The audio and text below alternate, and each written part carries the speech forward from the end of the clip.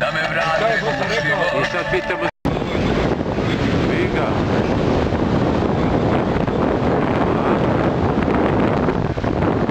Opili se. Uvod će biti lepo kroz ovaj tunel ići. Kako lepo? Iće osveženje pravo. Biće kako lepo. A? Tako najde lepo. Lapo. Da, izvali to, da. Ja, da ću ono lapo. Ono na Dinamo, da? To. Nebanja mi pokojno. Imao sam ja jednu takvu.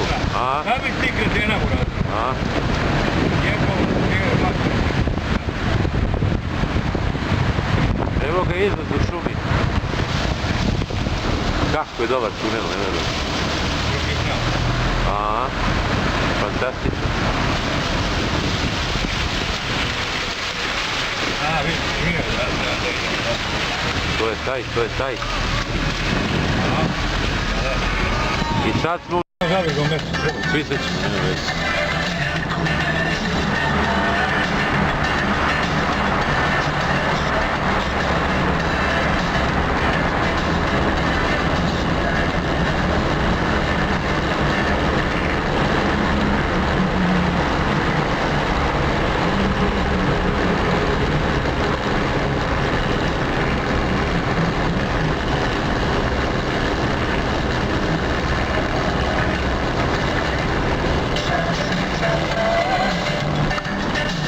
Evo mi ovdje je rekao, vidiš?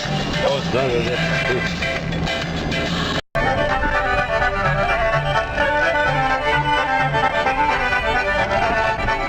Znači ovdje mi ne bi smjeli do Račke više od 30 imala. To da. Znaš? Pa i vidim se da i nema. Vidjet ćemo. Što je, da ne stoji, da